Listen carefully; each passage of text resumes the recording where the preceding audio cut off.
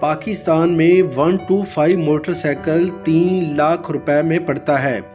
اس کا مطلب یہ ہے کہ پاکستان میں جتنی قیمت میں موٹر سائیکل آتی ہے اس سے کم قیمت میں ہمارے پڑوسی ملک بھارت میں اچھی گاڑی دستیاب ہے۔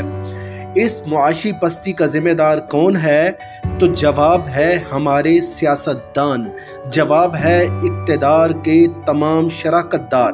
اگر پچھلے 10 برسوں میں روپے کے مقابلے میں ڈالر کی قیمت کا جائزہ لیا جائے تو نتائج کچھ یوں آتے ہیں۔ 2013 میں پیپل پارٹی کی حکومت ختم ہوئی تو ڈالر کی قیمت 98 روپے تھی۔ پاکستان پیپل پارٹی کے دور میں ڈالر کی قیمت میں 1900 روپے کا اضافہ ہوا۔ 2018 میں مسلم لیگ نون کی حکومت قائم ہوئی تو ڈالر کی قیمت 115 روپے تک جا پہنچی۔ مسلم لیگ نون کے 5 سالہ دور میں ڈالر کی قیمت میں 17 روپے کا اضافہ ہوا۔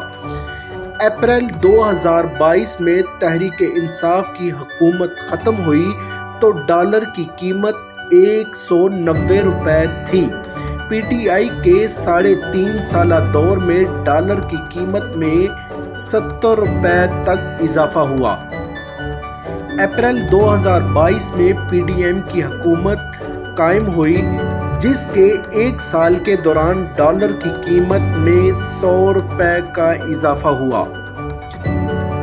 65 برسوں میں پاکستانی روپے کی اتنی قدر کم نہیں ہوئی جتنی گزشتہ 10 برسوں کے دوران کم ہوئی ہے۔